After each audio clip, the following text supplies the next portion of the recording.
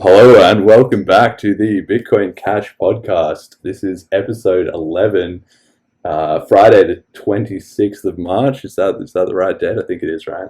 Oh, Um, yep. Following Bitcoin Cash on its rise to global reserve currency. Today the topic is Elon Musk back in the news again, maybe thinking about some BCH. And we're also going to be talking about NFTs and SLP tokens. I'm here with Max. How you doing, man? I'm doing good. Thanks for having me on the show. Why are you here? How'd you get on the podcast? Tell me the story. So a few months ago, well, I guess originally I started in crypto, kind of just hearing about it like through the internet back in like 2012, I think. And then later on in college, I looked into it again and saw Ethereum, and didn't pay too much attention to it until the 2017 run up, when people were like basically becoming really greedy and wanting to basically become rich. And my brother got into it. He's like, "Oh, this just keeps on going up. We should buy into it." I'm like, "Oh yeah, I know about that stuff." But then I kind of got caught up into the greed, FOMO basically mentality, and bought some near the top. And then after that, I started diving more into like the technology aspect of it. I kind of already kind of knew like how Bitcoin worked before. Like I digged into it like probably like in 2015, 2016. And I actually had like a controversial opinion, which was kind of like I was against the. I thought like Bitcoin wouldn't be able to scale, because I was talking about like if we had Visa level throughput, that like the blockchain would be like terabytes within like, I don't know, a few months. I forgot what the calculations I did, but anyways, I got into it and then invested into it, and then I kind of gravitated towards Bitcoin Cash when I went to a meetup in Chicago. I was looking up for like crypto meetups, and I saw a Bitcoin Cash meetup. I was like, all right, I'll go there. I thought it was a knockoff fork, so I was like, that was like my preconception, was that it was just some random fork that was meaningless, and I didn't know about the whole scaling debate or anything. So I went to the Bitcoin Cash meetup in Chicago, and they kind of just showed me it, talked about the scaling debate, and about how Bitcoin, the high fee issues, and they even demonstrated me in person, like using the Bitcoin.com wallet, and just sent me like 20 cents or $1 worth of Bitcoin Cash, and just showed like how zero confirmation worked and everything. So then I really dug into like the history after that. I got really intrigued, like, oh wow, I didn't know there was this like huge community split that happened, and that there was like years, almost like 2015, 2016, years of people trying to basically scale Bitcoin and kept being blocked by it. So it was really interesting, kind of just doing my own research into like Bitcoin XT, and there's like Bitcoin Unlimited and other attempts to scale Bitcoin that just failed. And then after that, I kind of became like a Bitcoin Cash fan, and then I guess later on I'll talk about how I got into SLP later in the podcast. But that's basically my sense. My background is I'm a software engineer. Went to school for computer science and have a bachelor's in that. A few years of experience in software engineering, and more recently just getting more knowledge in cryptocurrency and blockchain technology. I think that's the space that's going to be growing in the next 10 years. So I kind of want to be part of that. Yeah, man. Well, this is music to my ears, I gotta say, because I think that's going to be the story, right? Increasingly, for obviously, like I've said before, one of the amazing things about cryptocurrency is how everybody comes to it in their own way, right?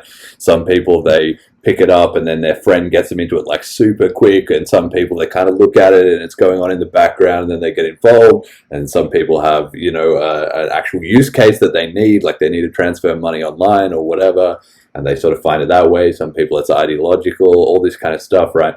But for exactly what you're saying, for Bitcoin Cash, it is very unique in so many ways in the cryptocurrency space. But one of the biggest ones is this whole preconception, and how like people in the community are very, very, very high information. That's a very important thing, I think, because it's pretty hard to, you can be into Bitcoin and not know the history, not know the story, not be able to explain about Bitcoin Cash or even Bitcoin SV or any of that stuff. Like, you can just think, well, that's just these shit coins. But it's Yeah. pretty hard to be a big fan of Bitcoin Cash, or, to their credit, Bitcoin SV or something like that.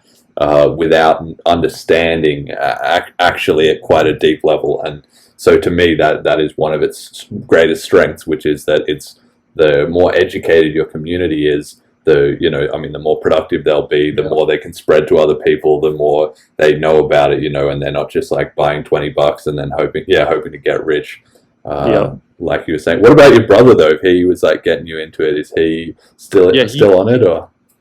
He had a friend that told him about like Ethereum back when it was like $10, and ironically, I was also looking at Ethereum when it was about $10 in college. I was like, oh, this is new, smart contracts. I didn't really know whole lot about it, but I knew about Bitcoin. I'm like, okay, this is new. Ethereum sounds cool.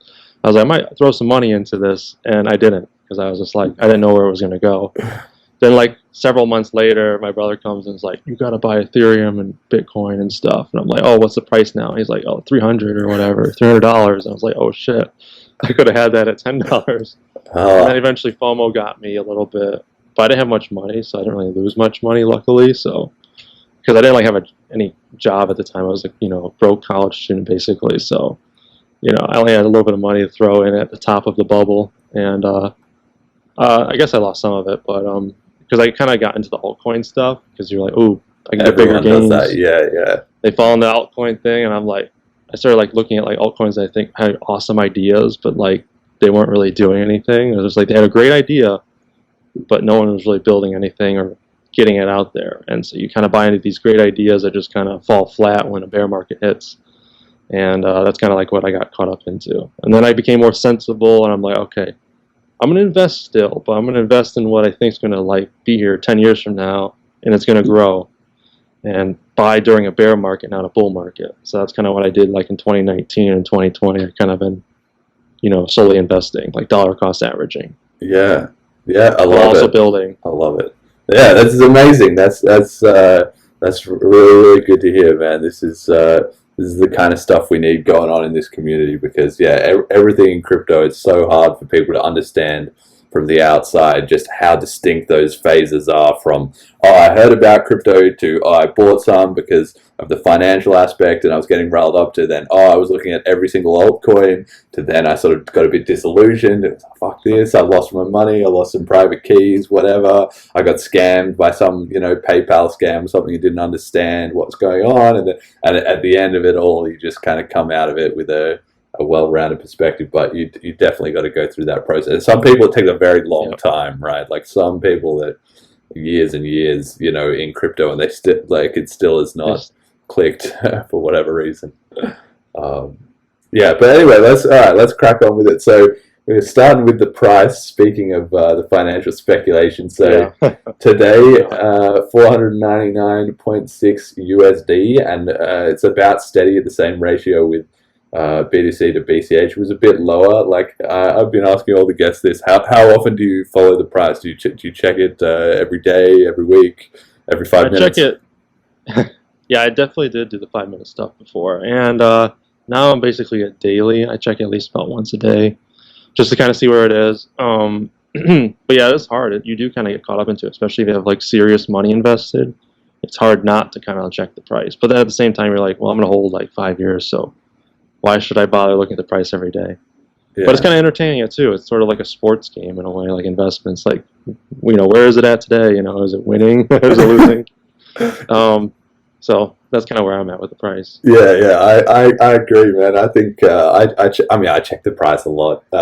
It does depend. I'll go through phases where I watch it more closely, and some where I don't. But when I do, I'm not really that worried if it's like up or down or it's crashing. Oh shit, Yeah, when it gets volatile, that's when I look at it. Usually, if it's like back when it was like 2020 or not 2020, but like 2019, it was kind of just going sideways month after month.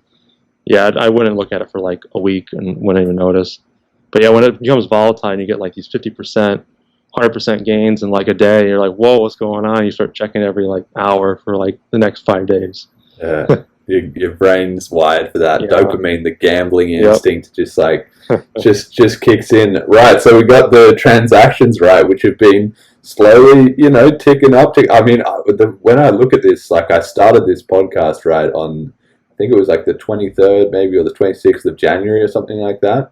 And so that was when it was just starting to sort of creep up from just having been flat for so many years and everything. And I sort of said, yeah, I think it's going to keep going up, and it did, and it went past Bitcoin, and then it sort of slowed down in growth a little bit. But now we've had this mad spike just here recently, where basically I think what happened was that for like half a day or something, noise.cash went offline, right? Which is this sort of Twitter clone where people can send around, a couple cents in Bitcoin Cash. And Mark DeMiesel is the investor, big fan of his. He is sort of gives away money, so he sort of it's kind of reverse crowdfunding, spreading it around to everybody. So it went offline for half a day, and then the transaction count dropped off pretty significantly. And then when it came back online the next day, it just like through the roof, and it's more than doubled. Like Bitcoin that day did, I think it was about 227,000, and Bitcoin Cash did about 517,000. So it's now, I mean, obviously it was a little bit artificial because of those circumstances, but it's now done a day where it did twice as many as Bitcoin, obviously without any problems on the network or anything. So yeah, what's your thoughts been on this transaction rise? Some people say it's all spam, and some people say, oh, there's real adoption, and Yeah, I guess I have mixed feelings on it. I like what I like about it the most, though, is there's a big talking point, and it's usually that's like no one uses Bitcoin Cash, and you can or the reason why it's cheap, the fees are low, is because no one uses it. But now when you kind of show, hey, look, it's out competing Bitcoin in terms of transaction throughput, and the fees are still below a penny, that talking point kind of just gets muted, or at least shows people, like, demonstrates, hey, look, we can actually scale on chain. As for whether it's spam, I don't think it is, because it's being sent to users for like the actions they do.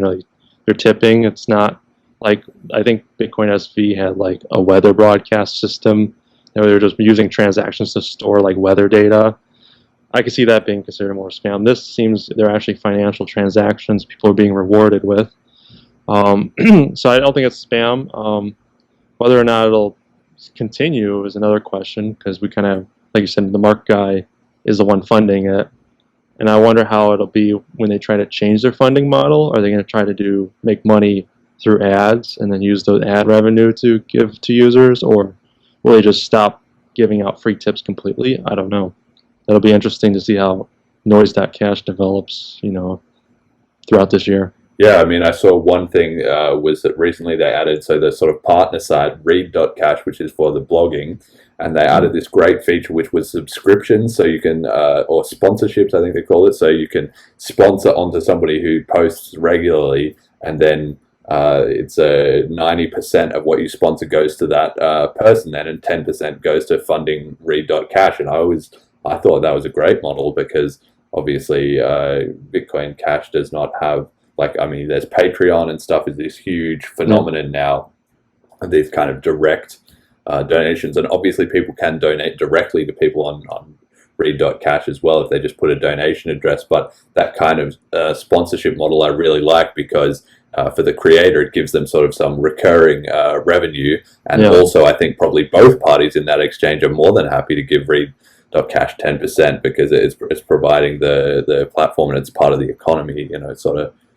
helps everyone too. So yeah, I mean, really good. But yeah, I agree with you. I mean, I would never ever swallow any sort of propaganda about Bitcoin Cash has less transactions, that's why it's cheaper. Like, that's so easy to understand that that's not the case, but obviously people will make up whatever opinions that sound good to them or whatever. So, but yeah, right. So we've had a couple episodes actually. I think episode 3 and episode 5 or something. Elon was sort of getting into crypto, a bit of Dogecoin, trolling away there and all that. And he said, so they've accepted Bitcoin. They're going to they put 1.5 billion into it. I can't remember if they're up or down at this point in time. Sort of fluctuates. This is kind of like people are saying, the Tesla stock price is like, doesn't really matter whether they're making cars or not. It just matters whether the price of Bitcoin is up. Yeah, and then also, I think people started selling some Tesla shares because they were upset that he's doing this. Yeah. Because I noticed Tesla actually went down, I think, when Bitcoin went up. It was weird. I think with MicroStrategy, when they bought Bitcoin, it went up with Bitcoin. With Tesla, well, I guess maybe it could be because Tesla was already up. Bit, it was already like 10x. But I noticed it was like went down when Bitcoin went up, and I thought that was strange. Could we just sell it? People who don't like Tesla because the shareholders might be upset with what he did.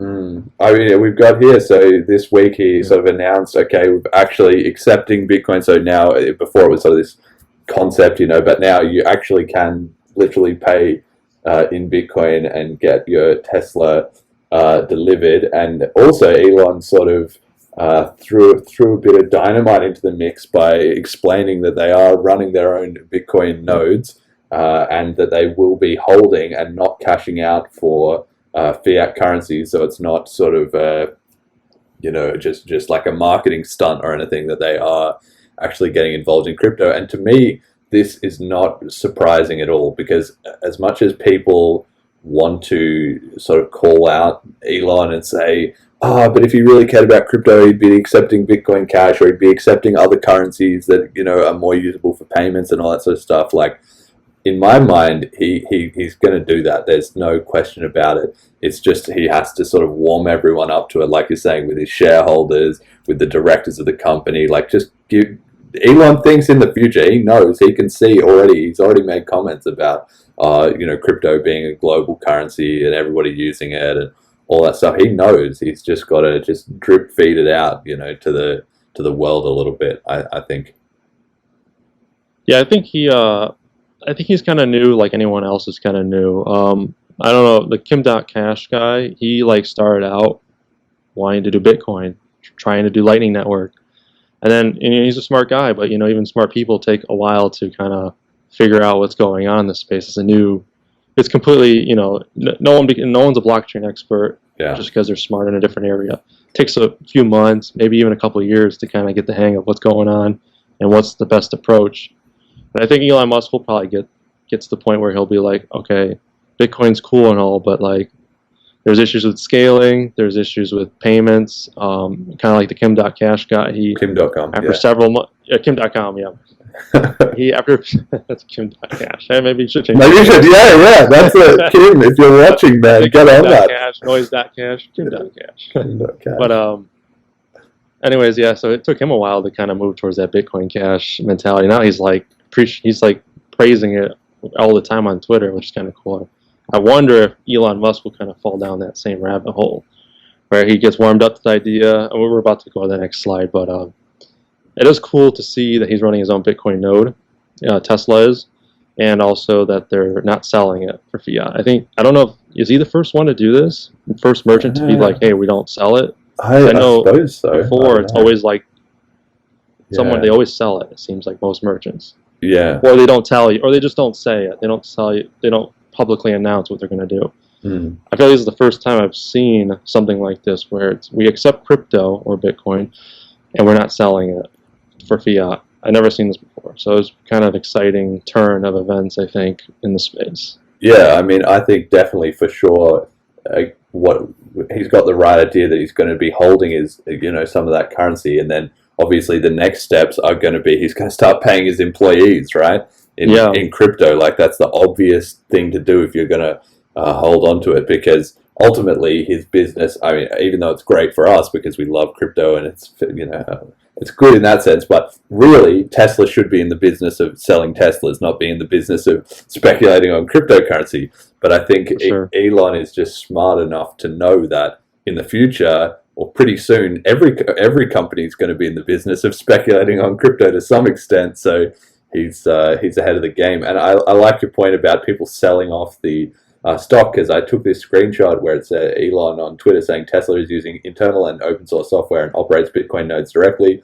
Bitcoin paid to Tesla will be retained as Bitcoin, not converted to fiat currency. And then the first reply was this salty guy who said, meanwhile, your suppliers, workers, governments, banks, etc. take cash, so you're hurting your cash position to collect Bitcoin. Could shareholders maybe vote on the whole Tesla becomes a Bitcoin company thing? Because it was kind of a broadside. I think what he actually means is kind of a blindside. But anyway, I think this is funny because, I mean, if you're buying into Tesla and you think Elon Musk's going to ask shareholders rather than just do whatever the hell he wants, like, you're buying the wrong company, mate. Like, he's the techno. He's kind of a wild card. Yeah. Elon is a wild card when it comes to he's not like a traditional, CEO that just kind of stays in his own little box. He's kind of very experimental kind of guy. Yeah. And he's always, he's all over the place. He's building cars, making rockets. Most businessmen kind of just stick to one area and that's it. So, For sure. And on his comment about shareholders do actually vote. I mean, they vote on the way most corporations work. The shareholders vote on the board of directors, and then the board of directors are the ones that kind of decide who's the CEO, who are the executives. So the shareholders are really upset. Obviously, it might be difficult for people to do this, but they have to vote in basically different board of directors who will then kick out Elon. But that's probably not. They're not going to do that. Yeah, no way. They're more likely just to sell your shares if you're pissed off. Yeah. Try to change the company with inside. Yeah. No chance of that. I think Tesla without Elon, it's like, what are you doing there? So yeah, then talking about Kim.com, so then yeah, he gets himself a bit into the mix. Like you say, he's been very, very big on Bitcoin Cash. And one thing I agree with you, I have linked on my site, bitcoincashpodcast.com, I have a list of all these good links that people can check out, because like you said, you've got to sort of get into crypto and you've got to read up about it. It takes a long time to absorb all that. And there's this really, really good video from, I think it's like 2019 or maybe late 2018, and it's Kim, and he's playing poker with Tone Vays and a couple of other people, and he's talking to them about Bitcoin and about Bitcoin Cash and about the Lightning Network and scaling, and he's obviously mates with Roger Ver and all this stuff. He's just going through it all with them. And at that time, you could see that he sort of liked the idea of Bitcoin Cash, but he was very amenable about it. He sort of started from this position of like, can't everybody just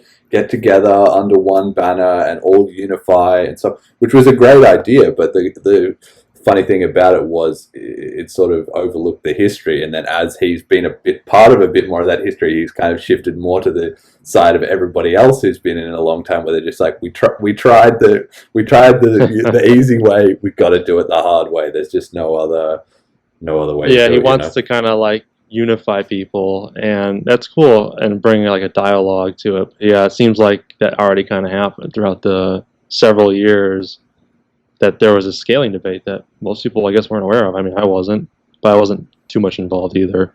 That kind of, it's already happened. The fork happened, and it's like, at this point, Bitcoin's going to do its thing, Bitcoin Cash is going to do its thing, and you can do both. I mean, if Kim.com wants to support Lightning Network and do Bitcoin Cash for his website, he should do it. But at the same time, I don't think he's going to make too much progress when trying to unify people over this. And yeah, he probably is finally learning, like, yeah, these people are kind of stuck in their ways. And but it's kind of cool that he's reaching out to people who are not stuck in their ways, like Elon Musk. I'm glad that he's finding people that are kind of new to the space or even outside the space. And most people, I think there's been a lot of people that are trying to reach out to Elon Musk, but if you're not popular on Twitter, if you don't have much of a following, you're kind of get ignored. And that's that kind of sucks about social media. Is like, if you're new to it and you're trying to talk to somebody, it's hard to get noticed. But with Kim.com, he has a pretty huge following, so I guess Elon Musk finally noticed one of his tweets. Yeah. That is a really good tweet, and I think this could be the start of Elon Musk falling down the rabbit hole. That Kim.com fell down. Yeah, a few months ago. So for the audio listeners, Elon made this tweet where he said, you can now buy a Tesla with Bitcoin. And so Kim replied, and he said, try and buy a soda with Bitcoin. Bitcoin median fee $8.92. Bitcoin Cash median fee 0.001. Source transactionstreet.com, which is a great site. Everybody should check that out, where you can see the payments going live. I've had it on this show before. And then he says, over half of all cash payments worldwide are under $10. BCH is serving the mass market, not just the 1% at Elon Musk. That's why bitcoincash.com, which is his site, where he sort of breaks down the differences, and then the little kissing face emoji. So he's still got a little bit of that, spread the love kind of vibe. And then, like, amazingly, almost in some sense, Elon replied, and all he said was just fair point. So he didn't, but I took that as big praise, to be honest, because I mean, Elon obviously gets in the mix. He's made tweets before that have got him in trouble and stuff like that, and he can't be manipulating the market too much, even though he does have a bit of a crack at it every once in a while. But it's obviously not saying, hell yeah, let's do Bitcoin Cash at Tesla as well. But he's never going to tweet that until it's already over, until he's already put $1 billion in and he's ready to go. Then it'll come out. So I think it's on his mind for sure. Yeah, I think basically Kim.com pretty much planted a seed, I think, to Elon Musk. Because I don't know, I think Elon Musk is probably, I mean, I know he's a smart guy, but I really don't think he was aware of Bitcoin Cash. Or if he was like me, or even Kim.com, where you kind of see it, you don't know much about it, you don't look into it, you think Bitcoin is the way forward, and then eventually you run into problems. And maybe Elon Musk is now going to consider, why are the fees so high on Bitcoin? Why are, what's the problem there? And then he'll look into Lightning Network, see more problems, and then he'll kind of move towards Bitcoin Cash. That's kind of what I'm predicting. Yeah. And if I see Bitcoin Cash start pumping in the next coming weeks, it's going to be, I'm just going to assume it's Elon Musk buying up, getting his position. Yeah. He's getting his position ready before he starts making announcements. Yeah, for sure. I think that's what's going to happen. My prediction has been that Bitcoin Cash will be the second crypto accepted at Tesla, maybe with Dogecoin as well, just for the memes. But just for fun. Yeah. I think that's what it might be, right? And so then the plot thickened even further because obviously with this announcement about Bitcoin, Tesla posted on their page, they have a support page for Bitcoin, and they wrote their payment support for Bitcoin only. Bitcoin is the only digital asset that we accept as payment for our products at this time. You may not make purchases with us using any other digital asset, including Bitcoin fork products such as Bitcoin Cash and Bitcoin SV. Our Bitcoin digital wallet is not configured to detect or receive digital assets other than Bitcoin. So they explicitly mentioned Bitcoin Cash and Bitcoin SV, because obviously maybe you could say, well, it might be easy to confuse them, right? But then they later changed their mind, and this was picked up on Reddit. Well, I actually noticed this, but I saw this initial thing and I was watching it, and then I checked the website later and they changed it, and they changed to, what cryptocurrency does Tesla accept? Bitcoin is the only cryptocurrency Tesla accepts. And what if I send a different cryptocurrency to the specified Bitcoin address? We will not receive the transaction. It will likely result in a loss of funds for you, which is actually inaccurate. Funny to say, like, if you do send Bitcoin Cash to a Bitcoin address, well, you've lost it, but then Tesla would have that Bitcoin Cash. But obviously they don't want to encourage people to do that, right? So they just say, oh, it's lost. Yeah. It might be a pain for them to try to refund you, basically, if their system's not set up to handle the other forks. But yeah, they do own the private keys, so yeah, they would be able to access it if they wanted to. Yeah. Luckily. And I mean, I am so sus of this. I mean, some people had the take that, okay, well, maybe they took out the explicit mention of Bitcoin Cash just because, or Bitcoin SV, just because they don't want to be advertising those currencies, or because they don't want to, I don't know, give any like indicators towards that or anything. But I just sort of feel like somebody wrote this, somebody who was the intern or the whatever Tesla, they typed it up. In the original wording, it said, we don't accept these ones at this time, right? And it's just like somebody who knew, who's, thinking down the road, and they just wrote these support documents. And then 6 hours later, after it had been live and Reddit was already posting about it, then somebody's, hey, dude, look, change that up, rewrite that shit, somebody realized what had happened. So yeah, that's my, conspiracy for it, but... Yeah, we can only really speculate. Actually, I see it right now on the website. I think they added it back. And did they? It says for now, Tesla only accepts Bitcoin, not Bitcoin fork products like Bitcoin Cash. They put it back in, so it's been in and then out and then back in. So there's obviously some thinking. I'm refreshing. I'm making sure I'm refreshing the page. And it's back in, I think. That's crazy. Well, there you go. Maybe they're responding every time it gets posted up again on Reddit. They're back. They don't know what they want to say. That's crazy. I didn't even think to check, but yeah, maybe if they put it back in, that's crazy. They look like they added more questions to their page too. I think they're just perfecting it. Yeah. That's just all it is. This is new, so it's like, how do you word things? This is all new. Do you tell people about forks? Do you tell them not to make a mistake?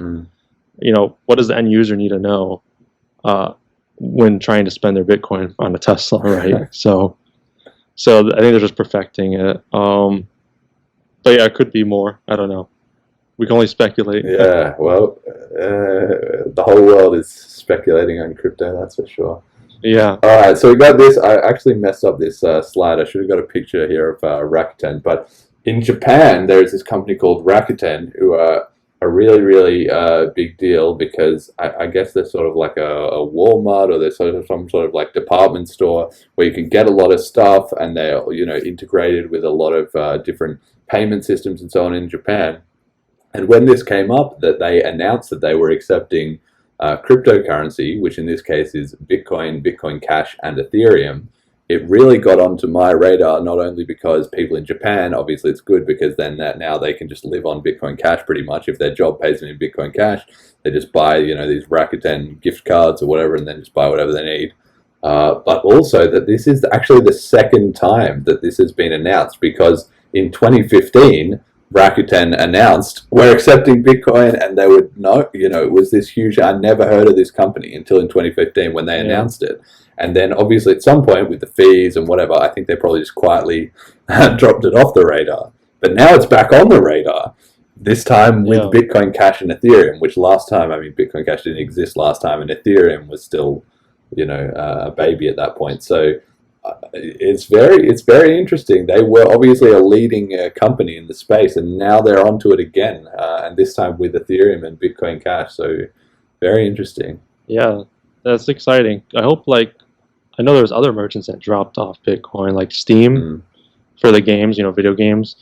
That used to accept Bitcoin, and then they also had dropped it. I wonder if other like Steam will come back, be like, hey, we're accepting Bitcoin, Bitcoin Cash. I hope it's just not this company, but others as well that kind of jump back on and try again.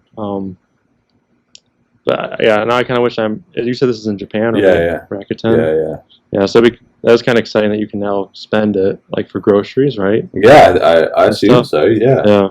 One thing about this kind of fork with BTC and BCH is that now merchants they can. It's kind of like a Trojan horse a little bit, where what they can do is they can announce, oh, we're going to accept Bitcoin and Bitcoin Cash, and then wait and see what happens. Of course, as we know, there'll be, maybe in the case of Tesla, because it's a super expensive thing anyway, but in the case of most types of products, people are not going to be spending Bitcoin on this shit. They're not going to pay $10 to buy a $15 mobile phone recharge with Rakuten or anything like that, right? They're only going to be spending Bitcoin Cash, but the company can offer both options without, sort of taking a political crypto stance as to which one they support or not, which is interesting. Yeah, and I remember BitPay, didn't they show like what the usage was for all the cryptos?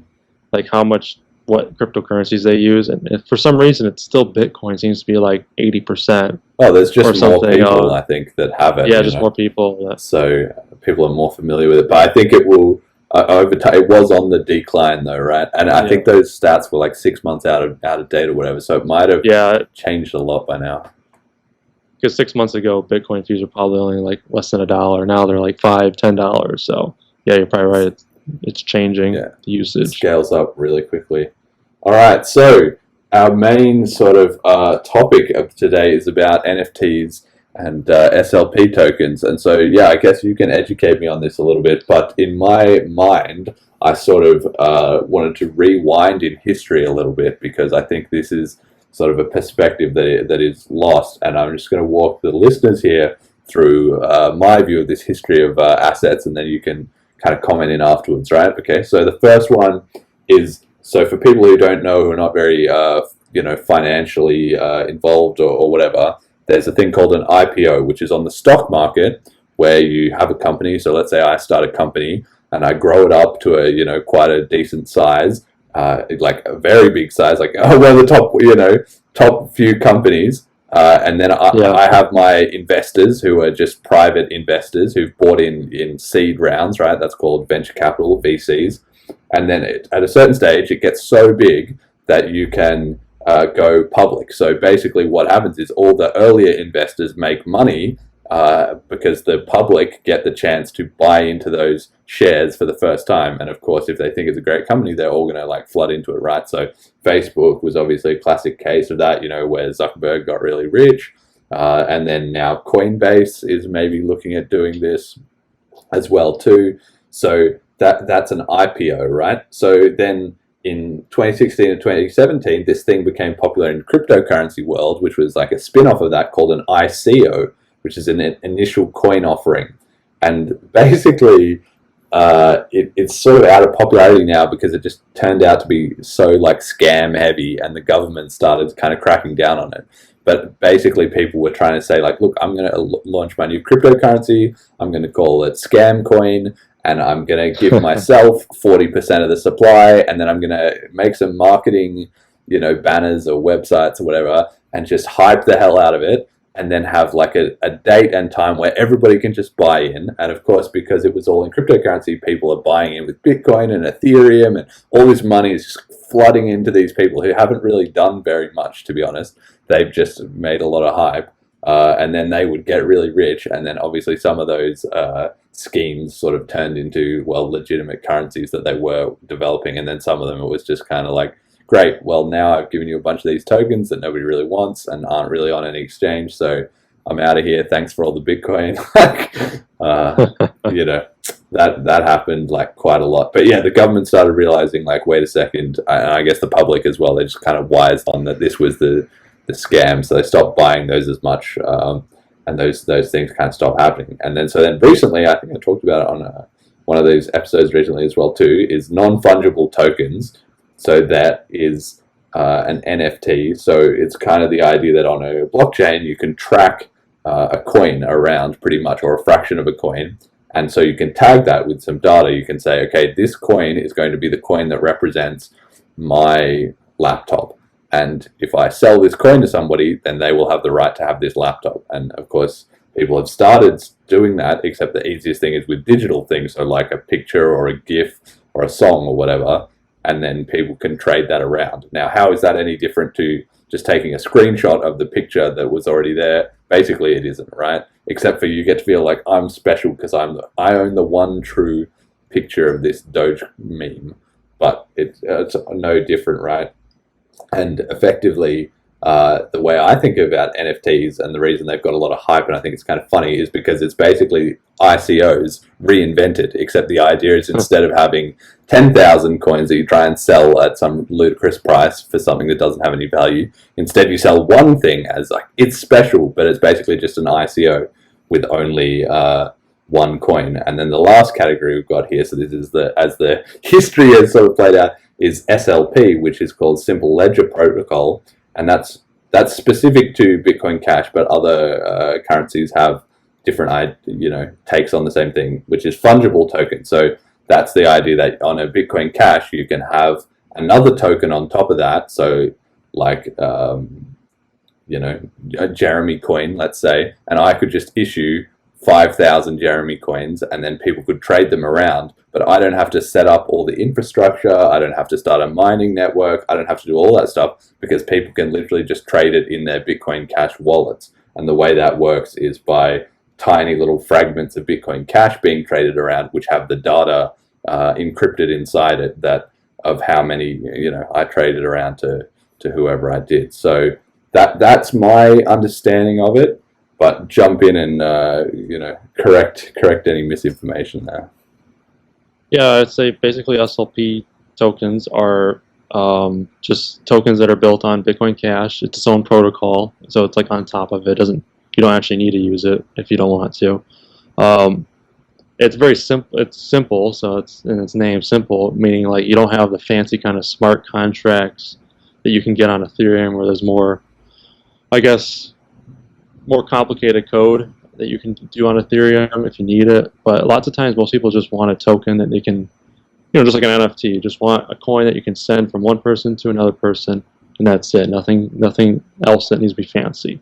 And so you kind of have this, Bitcoin Cash can kind of take advantage of that and be like, hey, you could do the same thing that you do on Ethereum, do it on Bitcoin Cash, but you only have to pay, a penny or less than a penny to move it around. And I think most people or most use cases, that'll be sufficient. You just need a token that can represent, maybe if you're making a video game and you have a video game in-game currency, you don't need any fancy smart contract. You just need a token that lets you print more. So if you want 1,000,000 coins or 10 million coins or whatever, Bitcoin Cash be suitable to handle that kind of complexity. And same with NFTs. You don't really need a fancy smart contract for NFTs. You just need it's the same thing as a token, except it's just one token. It's a unique token. And it can represent, like you said, like an artwork piece or something physical in the physical world. But yeah, NFTs are kind of seem to be kind of like the same hype that ICOs have. It's new. It's not like they're all scams or anything. Just like ICOs, there's a few ICOs that stuck around. I think like Maker, there's a few, I guess Chainlink, those are still surviving. And if you bought those, you're still doing good, I guess. But yeah, I think NFTs are going to be the same thing. You're going to have a lot of crap that if you buy now at a really high price, you might lose a lot of money. And but there'll be a few NFTs that will probably survive, that'll be useful or to hold on to. Maybe if a famous artist that makes an NFT and they're not a scammy artist, they're actually a real famous artist, and you buy an NFT from them, that will probably still retain its value, I think. But if you just buy some NFT off some weird website that just came into existence last year, and it represents a little picture of a person or something, or yeah, be careful. That's what I would say. It does feel like the ICO's greed coming into the NFT space. Crypto, just greed upon greed. Yeah. That's it. People get into crypto to make money, and then that's not even enough. So they just take it up to the next level with NFTs and with ICOs.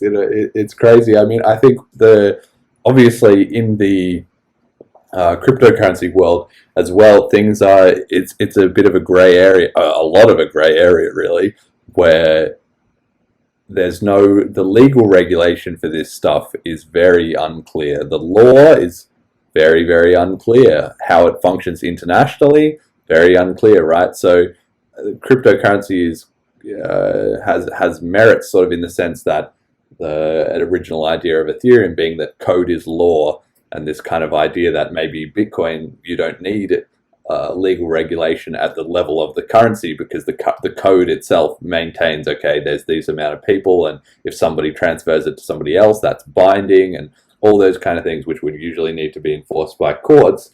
In a fiat currency, you can just have done by code.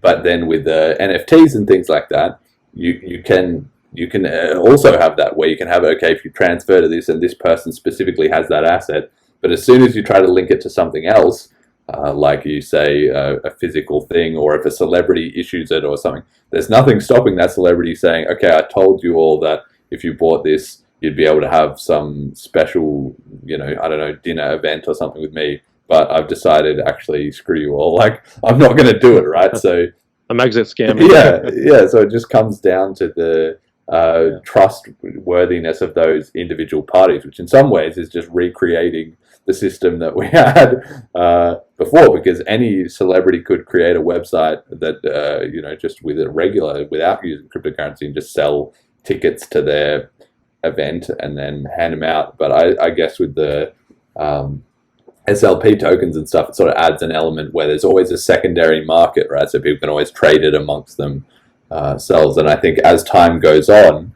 as people get more used to these sort of ideas, there will be an increasing social acceptance and understanding that it's much like the ICOs. Right now it's the Wild West, but with time things will settle down, and it'll get to a point where if you're issuing one of these, and if you fail to live up to your promise, there will be some kind of repercussions, whether it ends up being the law getting involved, or whether it ends up being that there'll be a huge loss of reputation for because now if you did a scam, like 99% of people don't even know what NFTs or SLP tokens are. So if you just did a scam with them, nobody would even really know or care. But it might get to the point that if Britney Spears did one of these things and then backed out of it, well then, companies would refuse to sponsor her or whatever, because they'd be like, look, you're running scams on people. So I don't know, that's kind of something I see progressing in the future. It's the build-up of the social trust and understanding around these new assets. Yeah, I think that's right. I think you'll see like people social repercussions, and once the law kind of takes a while to catch up, with innovation. So, but at some point there could be legal repercussions too if you do a NFT scam or whatever. Who knows how that'll look though? That'll be interesting how court systems will deal with like NFT fraud, or even initial coin offerings. How will they handle those situations? It'll be interesting. But I think it'll happen. Once, like you said, it's wild, wild west, and eventually 10 years from now, it'll be like normal. It'll be like the internet. Everything makes sense now. But with NFTs and ICOs, it'll be interesting how this space matures. But it's exciting. By then, crypto will be onto something else, though. That's the aspect of it, that the law, there's no way it can ever catch up, because, 2 years in the law is like the blink of an eye as far as the change in the law is concerned, or even as far as political regulation and so on and so forth. But as far as crypto is concerned, that's an eternity. So maybe longer than 10 years, 20 years. Yeah, they're never, ever going to catch up. Or I don't know, maybe they're going to have to invent some new system. I don't really know. But so then we have here, so we're just talking about this, they have on Bitcoin Cash recently has been this site Jungle, or Jungle with 2 U's, kind of came out to allow people to trade these SLP tokens, these NFT tokens. So I was explaining to somebody about NFTs, and she said to me, what's the point, right? Well, why would somebody buy or pay for any of this stuff? And I sort of said, well, there isn't one, except that it's kind of like collectible items. People love to collect, vinyl records, and they collect Pokemon cards, and they collect merchandise that are signed by specific people, or people collect all kinds of stuff. Some people collect rocks, right? So this NFTs and SLP tokens is just kind of the initial use case, I feel like, is just very much based around that sort of collector, hobbyist kind of thing. And that can have value if a particular community gets excited about it for whatever reason. But then obviously, like we were talking about, I think much more interesting will be things like a band can sell 100 tokens of their next, premiere concert. And then as long as they make the rules that whoever shows up at the door with one of those tokens, you're in, like that. Yep. That would be super cool. And maybe I haven't even thought of it myself. I don't know enough, or I haven't got into it yet. But like on this podcast, I could try and do it where it could be sort of like an NFT, where you could be as a guest on the show. If you bought this NFT, or it could be that there was a certain like pre-release of a certain special episode or something like that, and you have to have the token to get access to it or something. I don't know. That's a lot of ideas. Yeah. One thing I liked about NFTs that was kind of interesting is when an artist, let's say they make an album, and you kind of have to trust the artist still. That's where the social repercussion comes into play. But what if an artist makes an album, says, I'm only going to release 3 digital signatures of this album, as a form of NFTs, and you can buy them. And there'll only be 3 for this album, and they don't give you the right to the album, but it's like a signature. It's sort of like an autograph, except it's digital. And so you got 3 digital autographs that you can purchase, and then that's it. And I think that's kind of cool because, 10 years, someone might want to buy those digital autographs, just like if you had a physical autograph of some famous artist that signed the album when you bought it. And I think that'd be useful. You could do that with that's something you could do with the show. You can have a digital signature for each episode. That's you just cool make idea. one. Yeah, wow. And you sell it, and you say, here, it's like a digital autograph, essentially, of the episode. Maybe I could give it to him. Yeah. Maybe I could give it to the guest. The guest could be that could be their special part of being part of the show. Is then they could have, or maybe we could have one each. Maybe I could always have one. They could have one. And there would be, and you could try and collect both. Then it would be you have to get the Jeremy token and the guest token, to get the combo somehow. Maybe if you had the combo, it would be like Exodia or something. You could that would be it. You could cash in 2 tokens from one particular show in order to get onto a next one like that. Onto the next one. I don't know. Yeah. There's a lot of ideas. I will be thinking about. There's lots of ideas. That's what I like about NFTs. You don't know what's going to happen. So far, I like the signature stuff because it's like a digital autograph from a person. Yeah. Anything limited in supply can have value. That's what Right. cryptocurrency has taught us. Right. So this is your service now. We're getting onto. So I didn't, Okay. Yeah. get as much like times. I did read a bit about it and had a bit of a look, but give us the full pitch of like what is Mintbot and what have you built? What are you making? What's it all about? Yeah, so when my brother and I kind of fell into the Bitcoin Cash space, we kind of understood, it's peer-to-peer currency. But then when we kind of dug deeper, we saw this like these tokens. We're like, what are these tokens? We saw like Spice token and SLP tokens, and we're like, well, this is neat. It's like Ethereum almost on top of Bitcoin Cash, where you have these tokens. And then we saw people were using tokens inside of Telegram. I don't know if you're familiar with Telegram. It's like a I messaging joined app. the group last night. So everybody kicking off. You Okay. had a lot of people in there. There was like more than 2,000, 2,500 Yeah. people or something. Yeah. So we saw this like we got entered. I think this was like I don't know a couple years ago, and Spice token was big, and people were tipping with Spice. Like they have like a Telegram bot that you can tip users easily with Spice tokens. Whether if someone makes you laugh or whatever, makes a good comment, you could just be like send tip 5 Spice and it would send to the user, and you can withdraw the Spice tokens out of the bot if you want or deposit some. And we thought that was kind of cool, and we also noticed that people were making their own tokens on memo.cash. I think most people were making their tokens, and they were trying to share their tokens by just sending it to people's simple ledger addresses. So they'd ask like, send me your SLP address, and I'll send you some of my token. And we thought, well, why not just have a Telegram bot that lets you share your own token? Because SpiceBot was limiting itself to just Spice token, and that was it. Why not make a bot that just lets you use any token you desire? If you want to make Jeremy token and use it with a bot, it'll be we make it easy for you. And that's kind of where we got the idea for Mintbot. It was just a tipping bot for Telegram that lets anyone deposit any token they want, as long as it's an SLP token, and start sharing it on Telegram. Tipping people or whatever. And so once we made that, a lot of people started using it. I think we had like a few hundred users within like the first couple weeks. Yeah.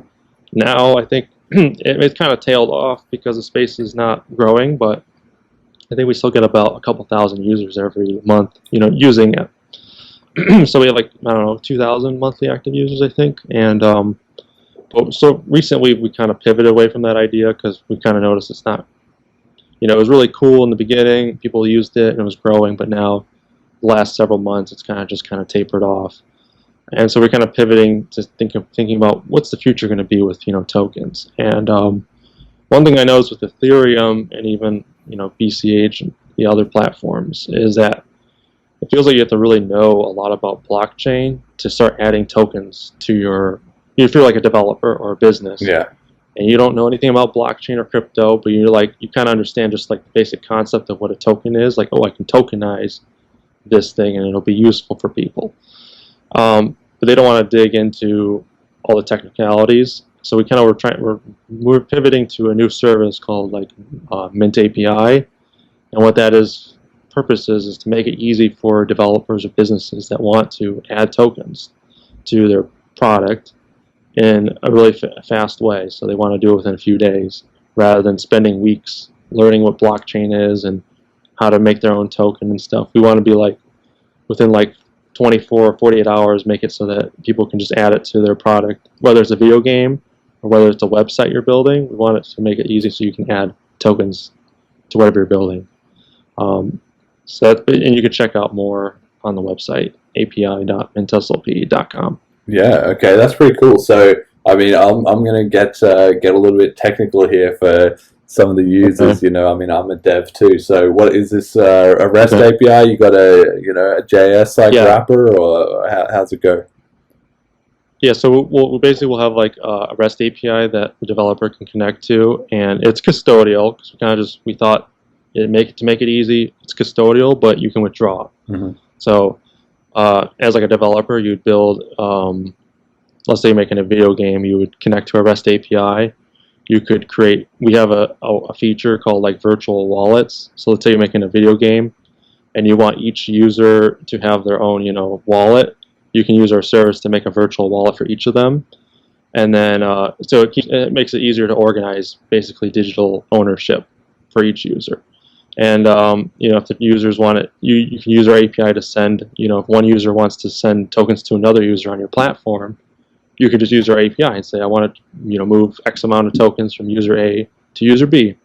We do it for you. If there's an issue, like if they don't have enough tokens, we just send you an error back saying the user doesn't have a sufficient balance.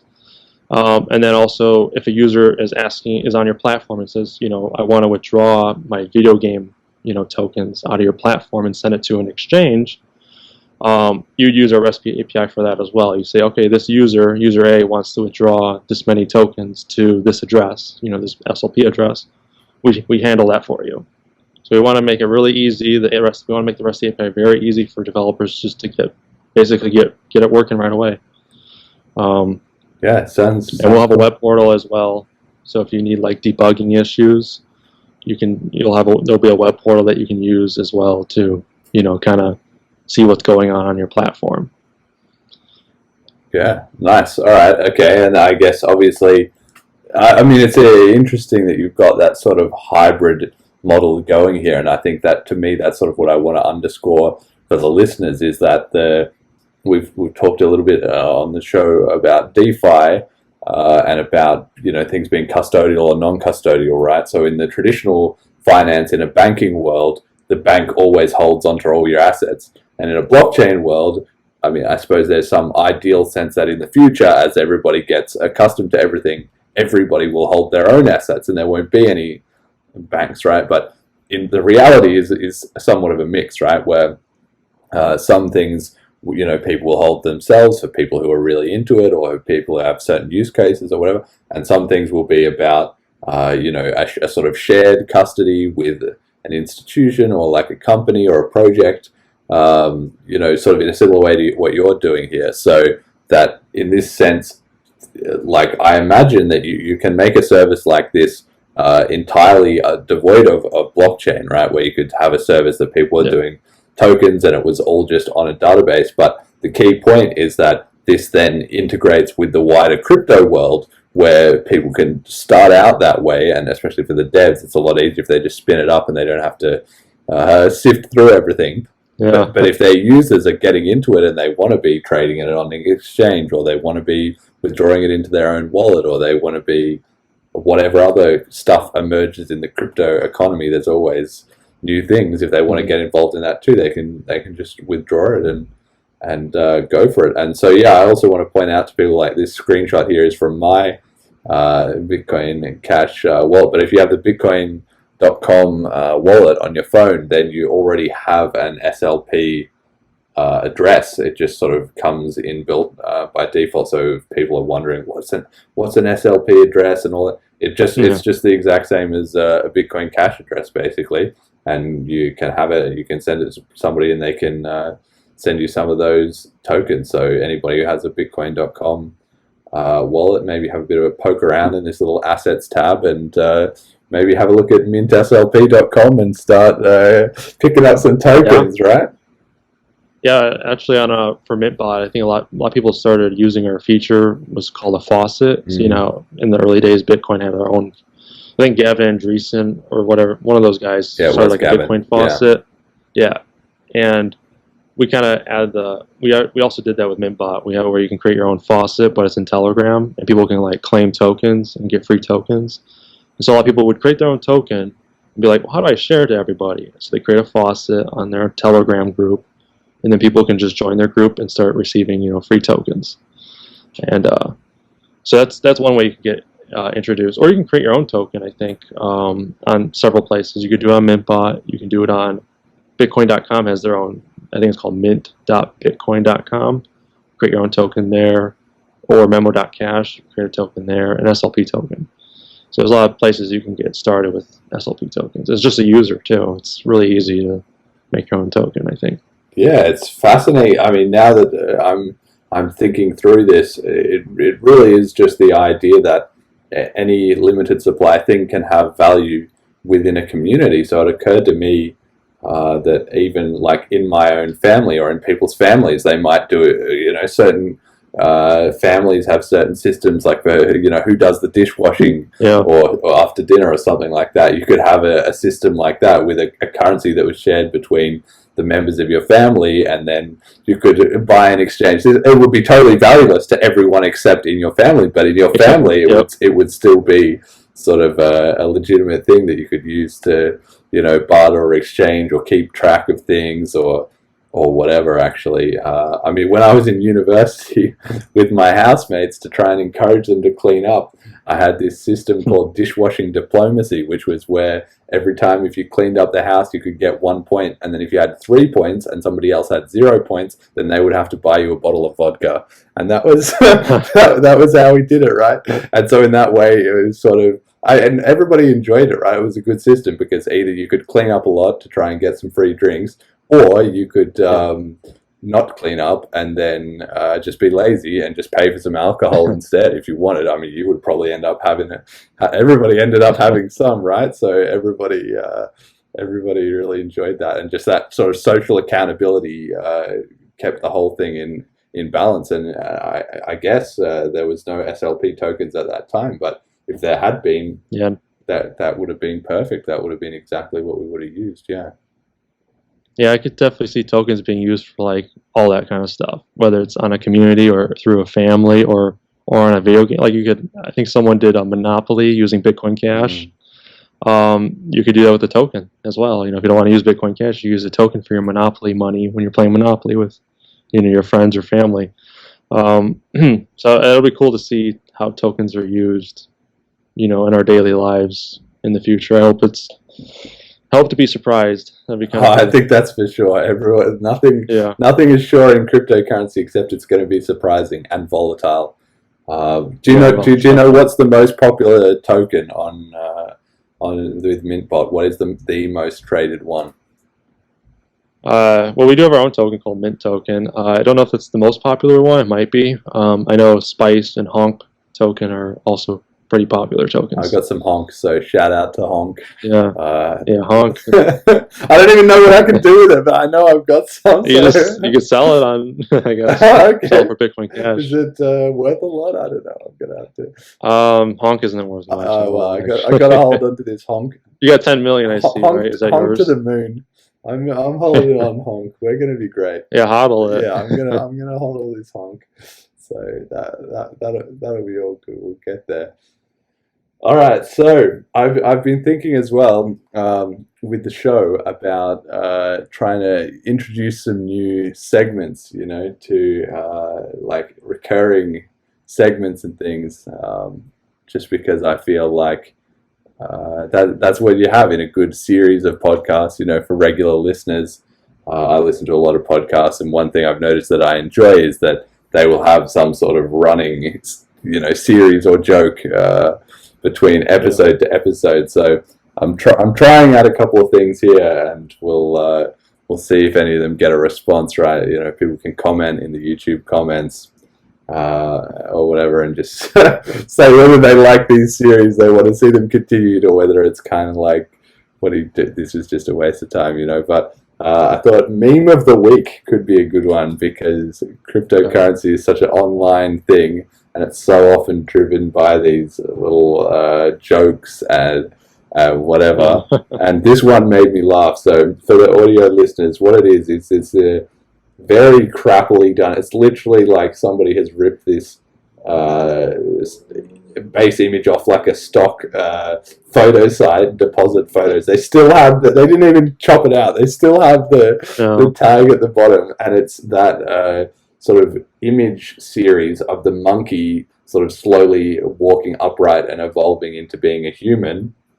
But then they've got the monkey starts out with shells, and then as it gets more upright, it goes to gold coins, so precious metals. And then as it gets more upright, it gets to US dollars, and then more upright to the Bitcoin logo, BTC. And then finally, the most upright is Bitcoin Cash. And so it's sort of like getting smarter as you progress through and then Doge. And then Dogecoin, right at the end, the Bitcoin Cash logo is just walking his dog, which is the Shiba Inu from Dogecoin. And I saw the BTC fork who made this meme posted saying, I think Bitcoin Cash is the best, but Doge can be like its best friend. And I just thought that was kind of cute. It made me laugh as well, just having the Bitcoin Cash more advanced than Bitcoin.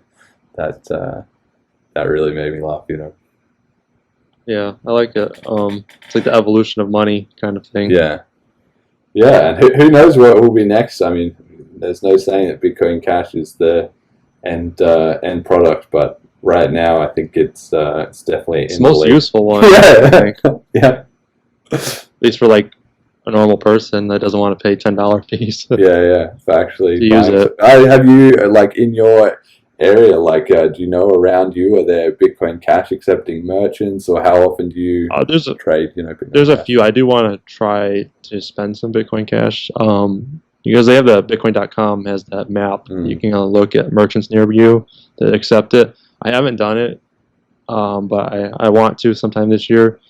One thing I'm looking forward to is just being able to like go to a grocery store and just be like, just get the QR code and just be like, click, and then like send it. That's really what I want to see. Just to spend on groceries, just like your everyday items, or like Walmart, or some big super center, that will accept it. That'd be really cool. Yeah, I mean, because right now it's like little merchants, little tiny, random restaurants or whatever. But I should check some of them out though. I want to kind of experience it. Yeah, to spend it. I mean, for me, I've been recently trying to do a bit more spending in Bitcoin Cash. It is still a little bit of a runaround, so I'm not like throwing out all my fiat currency and just full on Bitcoin Cash. I could do it. I could. I mean, if I really wanted to set myself a challenge this month, I'm only going to spend Bitcoin Cash. I would survive, except for paying my rent. But even then, I could do that by trading some with my mate and just saying, "Hey, why don't you pay my rent on my on my behalf? In exchange for Bitcoin Cash." But the one thing I have been doing is I've been buying these gift cards basically for Uber Eats. There's CoinGate. I'm going to just shout out CoinGate. Are in the UK, but there are other ones around the world, or maybe CoinGate is around the world. I don't know. But then you can buy a gift card, so you can buy one to Deliveroo or Uber Eats or whatever, and then order your food, right? But you don't have to eat just takeaway, because those apps now have delivery of groceries. So I've got some cereal and some milk and everything the other day with some Bitcoin Cash, and it tasted better because tasted better. Yeah, it did. So because you know where it came from. Yeah, exactly. So everybody can give that a shot if they're, and I think that really just helps it click for people. Is like with Bitcoin, it's so far removed now, BTC, from all of this, where it's all online financial speculation and what they've completely lost sight of it. And every other cryptocurrency basically has. It's funny because it's called cryptocurrency, right? And yet there's very little use of it. It's all speculating. It's all digital assets and NFTs and whatever. That's all just racing along, and there's a lot less focus on actually being able to trade it in your everyday and just live on it, right? Yeah, hopefully the adoption comes back, with the merchants like Tesla. It's the first step into buying a car, I guess, with Bitcoin. Yeah. Or cryptocurrency. So I think we'll start seeing more of it. People are still getting used to the idea of cryptocurrency. But it was kind of weird, though, that how there was like almost backwards adoption with Bitcoin. You had Steam accepting it, and then they backtracked and still we're no longer accepting it. And that is kind of odd. I mean, it could have been, we don't know.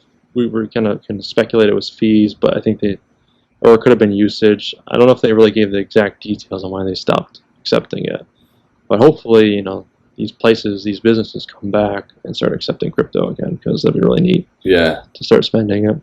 The only thing I've been doing is sending it to friends and family. And I enjoy, doing the zero confirmation and less than a penny fee. I don't notice, you don't notice anything lost basically when you send Bitcoin Cash. Like it's like the fee's almost zero basically. It's like a tenth of a penny or a fifth of a penny. Yeah. So it's really fun to just send it to friends and family, or tip a waitress with it or whatever. Yeah. Yeah, I've been doing some of that. Yeah, and that's the cool thing about it. Yeah, it's just an extension of that same family tokens idea, basically, that you know, with your, that's one way to get a little Bitcoin Cash economy going in your local circle. If you're listening to this and you have a little bit of Bitcoin Cash, well, if you're, people need to trade for stuff, and you don't even realize until it's on your mind, which is that somebody would say, oh, hey, let me get you, you know, $5 for that.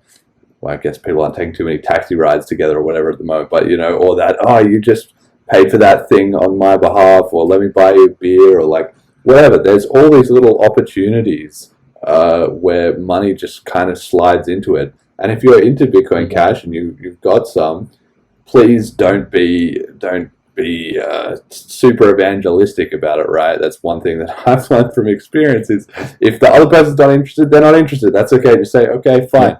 But you might be surprised. Just it doesn't hurt to ask, and people are curious about this, you know, or people don't know what it's about. And when it comes down to $2 or $3 or half a train ticket or whatever, people are often more than happy to be like, yeah, sure, like give me the Bitcoin, just because they don't have any cryptocurrency, or they don't know much about it, and they're like, it's $2 worth. I'm getting $2 and I'm getting a free experience of understanding more about cryptocurrency. So and then that's the whole point. That's the whole peer-to-peer economy is those trades. That's exactly what should be happening. So yeah, I encourage everybody to offer that. You know, you just give them the choice. You just say, oh, by the way, I'm going to pay you back for that thing. Do you want dollars or Bitcoin Cash? And if they say, what's Bitcoin Cash? Well, then you've got a conversation. If they say dollars, you say, sure, what's your bank details or whatever. You know, people come to it when they're ready, so don't force it. But it doesn't hurt to give people the option. You might be surprised who takes you up on it. I like to give Bitcoin Cash when I don't know what to get somebody for like their birthday or for a Christmas present. I'm just like, how about I just give them some cryptocurrency instead? It'll be easier for me, and it'll, you know, get them interested maybe. So yeah, it's kind of fun to just give it as like a gift. Yeah. Well, then there's no downside to taking it as well too. Just like, hell yeah, and then put it in a vault or whatever, you know, put it under their bed or something, and then just in 5 years, wait a second, I'm actually rich. I had somebody who messaged me on Reddit a little while ago asking about, because I tipped them like years ago, like literally 6 or 7 years ago, I sent them, I think it was maybe $1 or something like that, and they were getting in touch with me like, what, can I get that back? What happened to that? I didn't pay attention to it at the time and everything. And obviously, I think they thought that they were really rich. I think that they was like, oh, I'm so. It was like with the price appreciation, it would have been, you know, maybe $50 or something like that. So it would have been cool for them to get, but also it's probably not going to change their life. I thought they thought, that, oh wow, I'm a millionaire because this guy sent me $1, you know, 5 years ago. That wasn't really how it worked, but it was just interesting to see. And then when I explained that it was gone, but that okay, it was just $20 or $30 at the most. Now they, you know, I think they sort of lost interest again, right? But I'm sure that will stick with them, and that'll just be in the back of their mind. How'd you tip them back then? Like, what'd you use? I had I can't even remember what it was called. Like now there's chain tip, so now there's the Reddit bot where you can type at chain tip or whatever it is plus chain tip, and you know, it sends you, and they had that. We had that back in the day. Like that was one of the earliest you know, major use cases for cryptocurrency. Really, on Reddit was people were using it. It wasn't called. Now it's called chain tip. I can't even remember what the original one was called, but maybe it was called coin tip or bit tip or something like that. But it was basically just the Bitcoin version of chain. It works pretty much exactly like it does now. And yeah, it was the funny thing was that then it sort of started as well with Dogecoin. It was with Dogecoin and Bitcoin that people were tipping in all these different subreddits, and that's cool the first time you see it. And initially, it sort of got some sort of curious response, especially if somebody did a big tip. Like if you send somebody $100 and everybody was like, "Wait, I'm getting money. I'm getting $100 on a Reddit comment." Like, especially when cryptocurrency was not as well known as it is now, that was just mind blowing for people.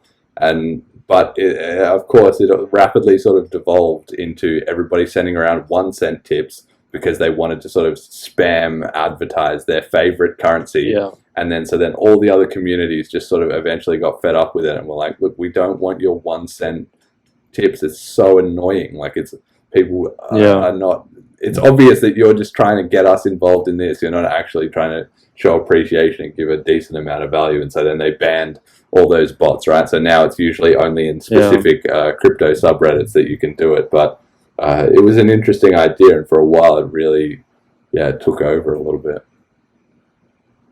It was like advertising, basically. People took advantage. Yeah. It sucks. I mean, it's unfortunate because if everybody kept it cool and just not done it unless it was $5 or $20 or something that would really get someone's attention, then maybe it could have skated by. But that's just what it is. And funnily enough, that's why one of the reasons why then when it came to the fork and Bitcoin Cash split and everything like that, and for people like me who were used to Bitcoin being something that you had those chain tip and those kind of tools, then it was like, oh, well, obviously Bitcoin Cash, because they still have that stuff, and then in Bitcoin it's just not feasible where the fee is $3 or $5 or getting higher. And then now as well too, it's not super common, but you do see it on Reddit where somebody will post and say, I was into Bitcoin, but I've heard about Bitcoin Cash, what's it about? And somebody chain tips them $1 and their mind melts down like, wait, did I have this wrong? What is this? Why couldn't I do this with Bitcoin? Yeah, it's almost like Bitcoin, it could be used as a way to get people interested in Bitcoin, and then they kind of like finally find out, okay, Bitcoin Cash is the one that actually is. I guess I would say just call it like the upgraded Bitcoin. That's kind of how I think of Bitcoin Cash, just upgraded and the one that's usable at this point. Yeah. So it's kind of cool that Bitcoin is bringing new people in. It's very useful. And then I think that can help Bitcoin Cash in a way to, once people kind of start trying to use their cryptocurrencies, they're going to run into fees. And then once they run into fees, they're going to start Googling and asking questions. And then they kind of run into finding the low fee or useful cryptocurrencies, including Bitcoin Cash. So it'd be cool. Yeah, it's a bit sad that they have to go through that horrible first experience. But on the other hand, well, it's just the way it is. Nothing good ever came easy. So, that's just the way it is. Okay, so here's another little segment that I've been thinking about putting in, which is a message from the community, which is that every week maybe I might pick a comment that I thought sort of like meme of the week, but maybe something a bit more in detail or whatever. And I think for this show, one goal that I really have is that in a community, the important thing is obviously the community dialogue. What's on everybody's mind? What are the things that we're discussing? What are people, the messaging people are telling to each other? And so I really want to encourage that. So I feel like maybe I can use this as a bit of a platform to highlight some really good knowledge when people bring it up. So the message for this week is from the user on Reddit on RBDC called Pylot, Pyalot. And he's talking to this guy who I think is one of Craig Maxwell's many accounts. That's a different story, but it says, seems like a lot of people want Bitcoin and not Bcash or Bitcoin Cash, and it's just sort of this very negative comments that you can see all over the place, like we were talking about before, where everybody who doesn't know anything about Bitcoin Cash, or maybe they do know about it and they're deliberately trying to sort of knock it, get in there with these comments. And here, so I'm going to read out, it's a bit of a long one, but I'm going to read this out from Pylot because I think this was just amazing. So comment was, you nicely demonstrate my point. You don't want BTC. You just want numbers go up. So like the price, right? You have zero use for BTC and you have not used it for anything, nor will you ever use it for anything. People like you have zero loyalty. If BTC stops doing numbers go up for a few weeks or months, 99% of people like you will sell all their BTC at a loss and buy whatever en vogue, polished dog shit promises numbers go up. Let me ask you a question. When and at what price did you buy your first BTC? You can give me some bullshit answer, but the only person to whom it matters that you lied is you, so better be honest with yourself. I guess it wasn't when BTC was below 1 cent. I bet it wasn't when it was below $1 or $30 or $1,000. You want to know the kind of people that bought BTC this early when everybody said they were nuts and it wasn't going anywhere?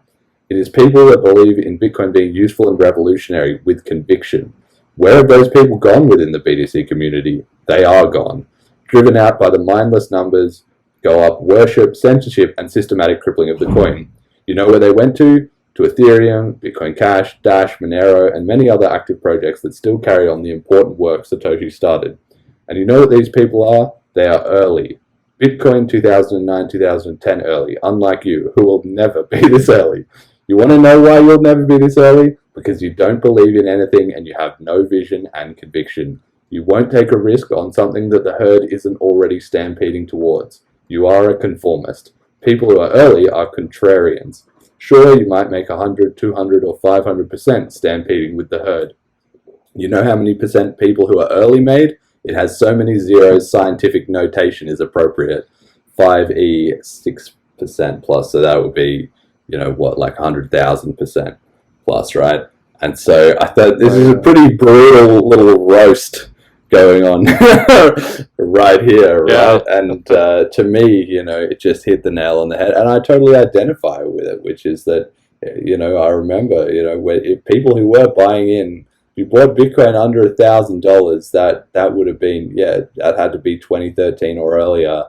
And at that stage, it was you were crazy. Just every single person said, "What is this scam? You're going to lose money." They didn't get it. Da da da da da da. On and on and on and on and on. But all those people who were into it at that time, it was because it was like peer-to-peer money for the world. That was the vision. That was what it was about. And now it's just so sad that things have devolved into this sort of low knowledge speculation on everything.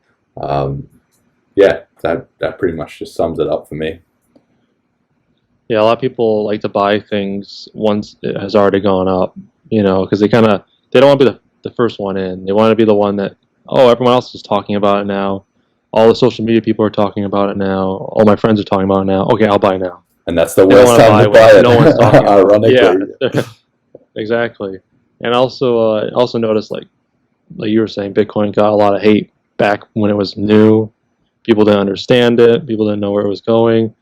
And now people are actually probably there's still some hate, like Peter Schiff and stuff still don't like it, but most people like Bitcoin now. But now Bitcoin Cash is the one that's kind of like people hate it, but then when you tell them like why do you hate it, they don't really have really good reasons why they hate it, other than I heard this or heard that, or it's like unsecured, or they just are blurting out whatever they've heard, and they don't really think critically about it. And yeah, I think Bitcoin Cash is probably. Yeah, I think it's significantly undervalued, I'd say.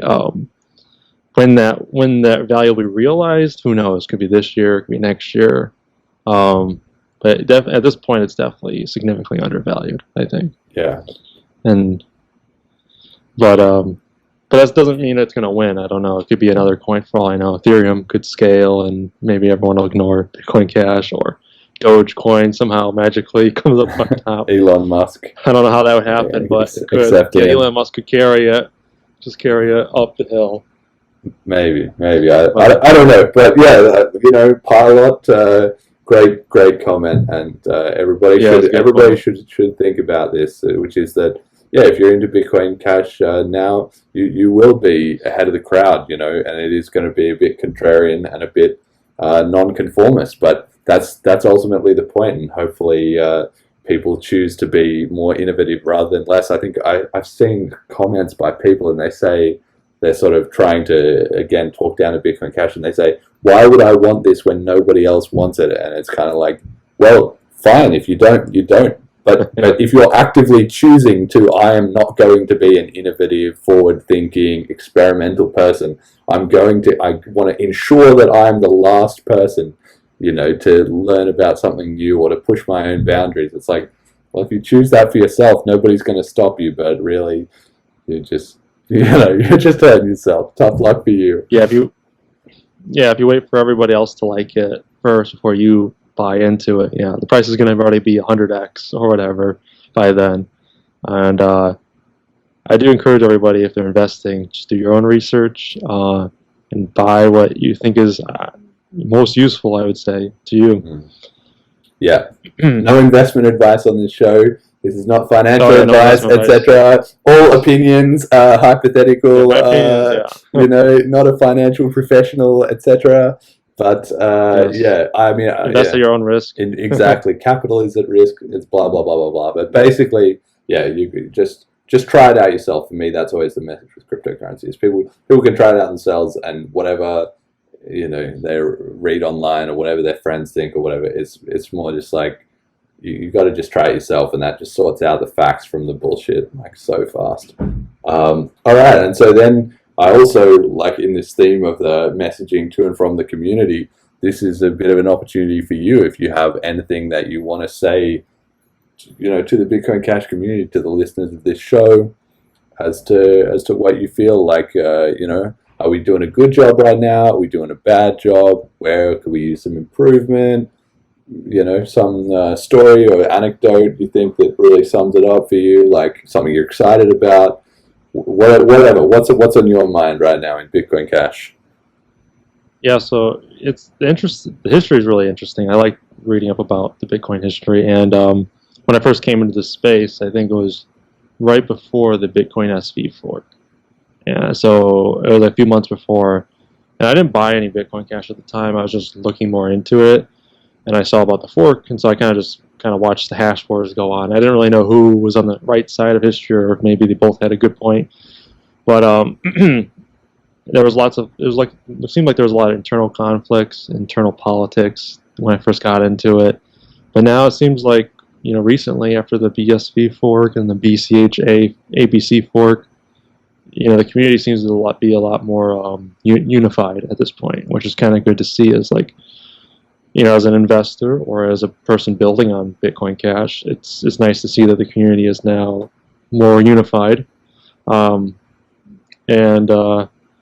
think the biggest hurdle Bitcoin Cash has at this moment is kind of just the marketing, kind of getting over the whole negative sentiment that people have.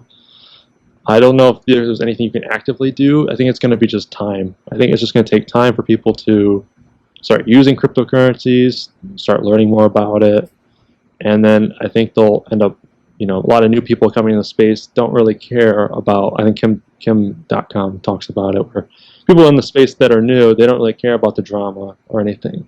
They're not going to see Bitcoin Cash as a scam or Bitcoin as the one you're supposed to be using. They're just going to come in, they're going to start using and buying the one that's most useful for them.